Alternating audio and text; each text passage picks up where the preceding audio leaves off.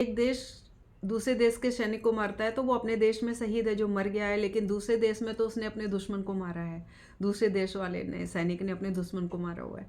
तो क्या इन हत्याओं का आरोप, हजारों, एक सैनिक कई हत्याएं करते हैं अपनी लाइफ में, तो इन और कई लोगों को शहीद होते हैं, उनको एक अपने देश में उनको शहादत बोला जाता है और दुश्मन देश में उनको हत्या बोला जाता है या दुश्मन सैनिक की हत्या बोला जाता है।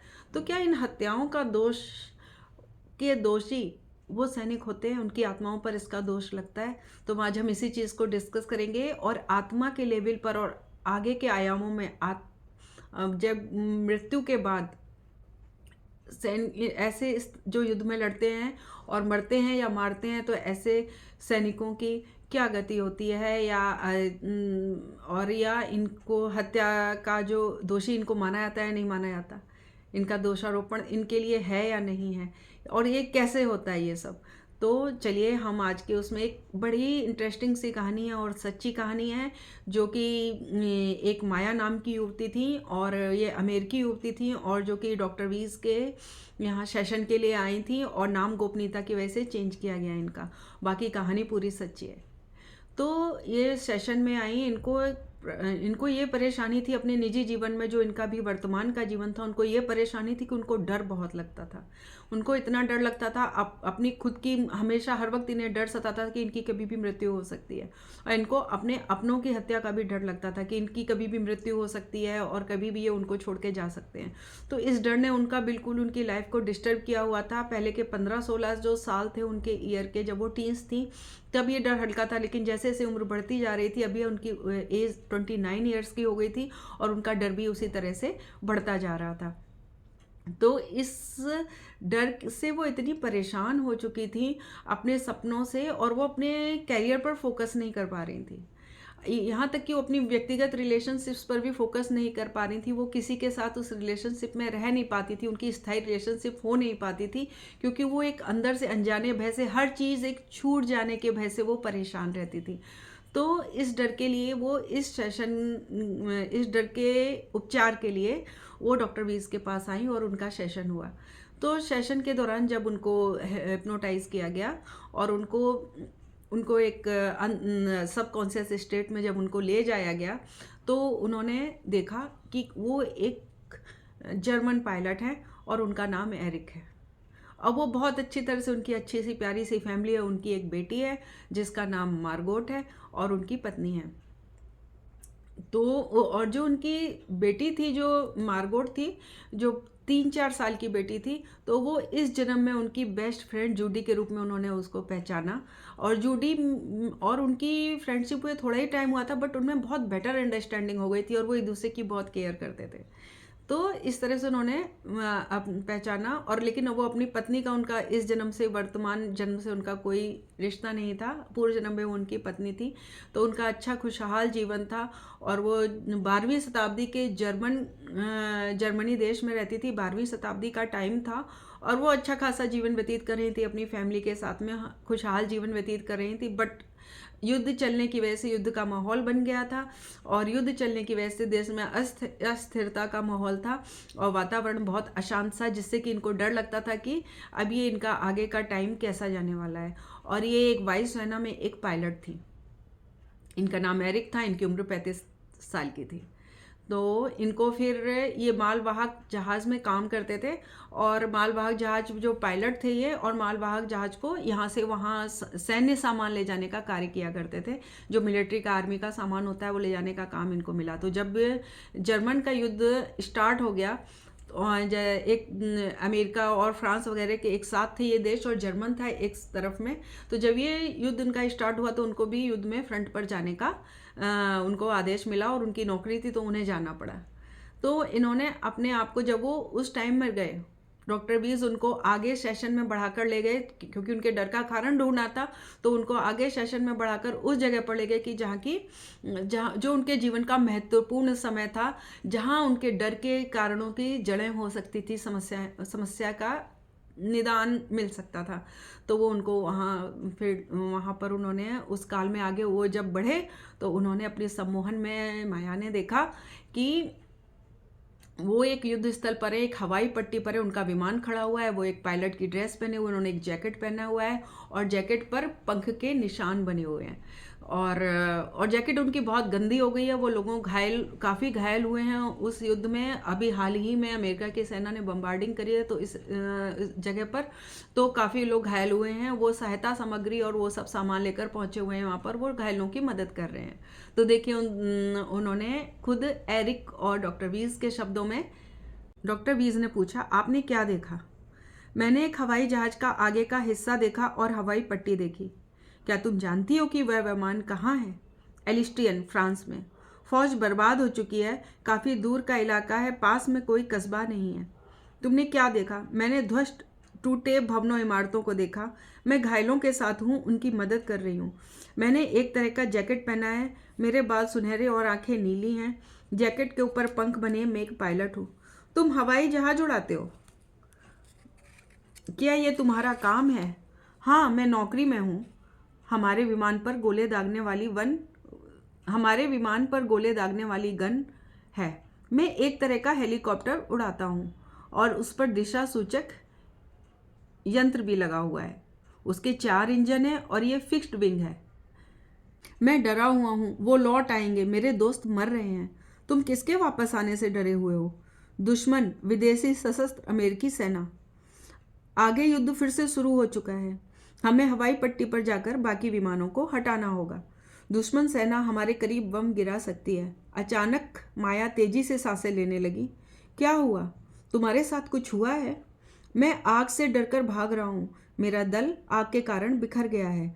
कोई भी जीवित नहीं बचा है। युद्ध में कोई नहीं बचा, मैं मर रहा हूँ। उसकी सांसें काफ़ी भारी हो गई थी माया की। खून, हर जगह खून है। मेरी छाती में दर्द है, मेरी छाती में चोट लगी है, मेरे पैर, मेरा गला, बहुत दर्द है। ओह, बहुत दर्द है। और मुझे अपने परिवार की बहुत याद आ रही है। मेरा परिवार कैसा होगा? जल्दी ही उसकी सांसें सामान्य उखड़ने लगी और फिर धीरे धीरे सामान्य होके नियमित हो गई और माया अब शांत लग रही थी और उनके चेहरे पर पहले वाला तनाव नहीं था। तुम आरामदायक स्थिति में नजर आ रही हो, डॉक्टर वीज ने कहा। क्या सब कुछ खत्म हो गया? वह रुकी और जवाब दिया, मैं उड़ रही हूँ, अपने शरीर से दूर। मेरे पास शरीर नहीं है, मैं आत्मा हूँ। क्या तुम्हें रोशनी दिख रही है? हाँ, मुझे सफ़ेद नीली रोशनी दिख रही है, मगर मैं प्रतीक्षा में हूँ। तुम किसकी प्रतीक्षा में हो? मुझे प्रतीक्षा में रुकने को कहा गया है। मैं पुनरुद्धार की अवस्था में जाने की प्रतीक्षा में हूँ। वो मेरे लिए आएंगे और मुझे ले जाएंगे। कौन तुम्हें लेने आएगा? मुझे नहीं पता, लेकिन मुझे ऐसा लग रहा है कि मुझे यहाँ रुकना है। तुमने इस जीवन से क्या सीखा? मैंने नफरत के बारे में सीखा। बेवजह की हत्याएं, लोग नफरत करते हैं और जानते भी नहीं ऐसा क्यों कर रहे हैं। पर क्या ये देश के प्रति कर्तव्य से बढ़कर है? कुछ ऐसा है जिससे तुम हत्याएं रोक सकते हो? जवाब था हाँ। कैसे हत्याएं रोक सकते हो? लेकिन इस बात के जवाब में माया ने कुछ भी नहीं बताया। माया शांत हो गई। आत्माओं की, माया ने फिर से बोलना शुरू किया। एक शांति के बाद थोड़ी देर माया चुप रही और वो काफ़ी डीप चली गई थी अंदर, और वो शायद एक जन्म से दूसरे जन्म के बीच की अवस्था में थी। एक कोई मध्य अवस्था थी जहाँ उनकी आत्मा जो थी वो एक विश्राम की अवस्था में थी और वो नीली रोशनी के अंदर जा रही थी नीली रोशनी में, बट वो उसके साथ कहीं खिंच के जा नहीं थी, जैसे उनको वहीं रुकने का आदेश मिला हुआ था। और ये बात जो है डॉक्टर वीस को भी बड़ी अलग लग रही थी, क्योंकि उन्होंने अभी तक इस तरह का कोई भी अनुभव अपने पेशेंट के साथ नहीं किया था कि किसी भी पेशेंट ने इस प्रकार का अनुभव उनके सामने बयान किया हो। तो वो गौर से उस चीज़ को रिकॉर्ड भी कर रहे थे, उनकी बातों को। अचानक से माया बोलने लगी, आत्माओं की दुनिया में कई आयाम होते हैं, 7 आयाम होते हैं, लेकिन जो वो 7 आयाम हैं उनमें जो 2 आयाम हैं उनका नाम है पुनरुद्धार और नवीकरण। ये वो दोनों आयाम होते हैं जहाँ ऐसी आत्माएं जाती हैं जिन्होंने अपने पिछले जन्म में हिंसा, अपराधों या अन्याय का सामना किया हो, या खुद उन्होंने ऐसा किया है। मृत्यु के बाद जब एक आत्मा आध्यात्मिक अवस्था में होती है, उसके मदद के लिए आत्माएं आसपास ही मौजूद होती हैं, जिन्हें अभिभावक आत्मा या देवदूत भी कह सकते हैं। उनके हिंसक काम या उन पर लोगों के अन्याय दर्ज किए जाते हैं। माया ने बताया कि जो हिंसा की शिकार आत्माएं होती हैं या जो आत्माएं हिंसा करती हैं, तो वो आत्माएं मृत्यु के बाद, जब उनकी मृत्यु होती है तो वो उस नीली रोशनी में जाती हैं, लेकिन वो सफ़ेद रोशनी में जाती हैं। किसी को वो रोशनी सफ़ेद में नीला सा प्रकाश लिए हुए दिखती है, होती सफ़ेद रोशनी है, किसी को सुनहरा सा प्रकाश लिए दिखती है, और हर किसी की अलग अलग अनुभव है। किसी को सफ़ेद सा प्रकाश लिए दिखती है, वो एकदम चमकीला सफ़ेद प्रकाश। तो माया को वो हल्का नीला सा प्रकाश लिए हुए वो रोशनी दिखी थी, और उन्होंने खुद को उस एकदम उन्होंने दूसरा जन्म नहीं लिया था, वो रोशनी में समा नहीं गई थी। उन्होंने वहीं, जैसे उनको रुकने का आदेश मिला था, वहीं रुकी हुई थी उसी रोशनी के साथ में। और वो अभिभावक, उनको ये जैसे कि संदेश मिला था कि कुछ आत्माएं आएंगी जो उन्हें अपने साथ लेकर जाएंगी।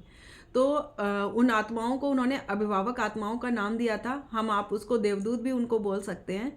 तो वो उन्हीं अभिभावक आत्माओं का इंतजार कर रही थी, और फिर उन्होंने बताया कि अभिभावक आत्माएं आती हैं और 7 आयाम हैं जब जहाँ आत्माएं जाती हैं। लेकिन जो हिंसा की शिकार आत्माएं होती हैं, जो खुद हिंसा करके आती हैं, उन आत्माओं को के लिए 2 आयाम होते हैं, एक पुनरुद्धार और एक नवीकरण।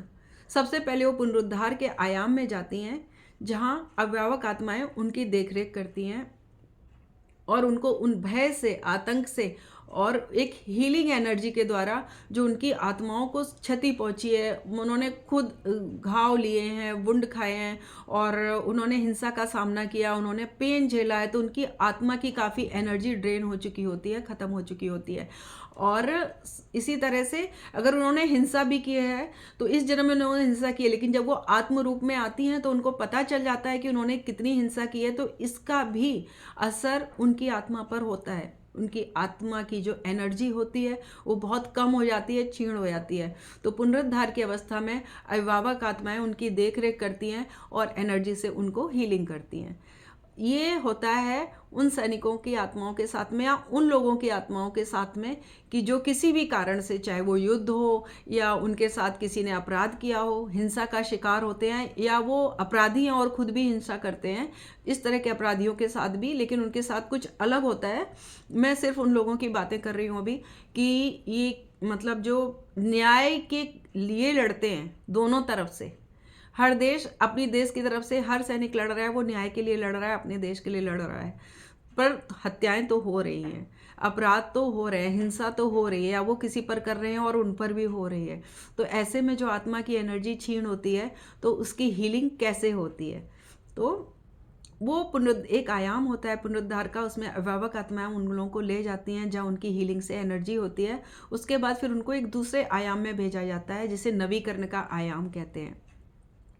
उस आयाम में जाने के बाद आत्मा का नवीकरण होता है। नवीकरण का मतलब है कि नवीकरण की एक प्रक्रिया से उनको गुजारा जाता है, जिसमें कि आत्मा निर्णय लेती है नवीकरण की प्रक्रिया के बाद कि वो कब, कहाँ और किस कारण से पुनः आना चाहती है। कुछ आत्माएं वापस आने का निर्णय ना लेकर विकास के किसी दूसरे चरण को चुनती हैं और वो एक आत्मा के रूप में रहती हैं। कुछ आत्माएं तुरंत लौटना चुनती हैं, वो कुछ दूसरों से अधिक समय लेती हैं। उद्देश्य एक ही होता है, निरंतर वृद्धि, विकास और सीखना। हमारी आत्मा और हमारी आध्यात्मिक शक्ति ही अंत तक हमारे साथ रहती है। तो कुछ आत्माएं जो होती हैं नवीकरण के बाद, उनको अगर उनका कुछ उद्देश्य है और उनको जाना है तो वो तुरंत लौटना चुनती हैं कि उनका उद्देश्य अभी पूरा नहीं हुआ, वो तुरंत लौटती हैं और तुरंत जन्म ले लेती हैं। कुछ आत्माएं हीलिंग के बाद इतनी जल्दी, उनके अनुभव इस जगत में इतने अच्छे नहीं हुए होते तो वो कुछ समय तक वहीं रुकना पसंद करती हैं और वो कुछ समय के बाद जन्म लेती हैं। और कुछ आत्माएं आध्यात्मिक जगत में ही रहकर अपनी आत्मा का विकास करना पसंद करती हैं, और ये विकास तब तक निरंतर रहता है जब तक कि हम अपनी वृद्धि को और अपनी शक्तियों को और अपनी जो आध्यात्मिक हमारी शक्तियाँ होती हैं उनमें पूरा विकास करके हम अपने आप को वैसा नहीं बना लेते जैसा कि हमारा जो एनर्जी का स्रोत है, यानी कि परमात्मा है, हमारा उद्देश्य है, ध्येय है, उन्हीं गुणों के समान अपने आप को बना ले। तो ये प्रक्रिया जारी रहती है। Thanks for watching, keep watching, फिर मिलते हैं।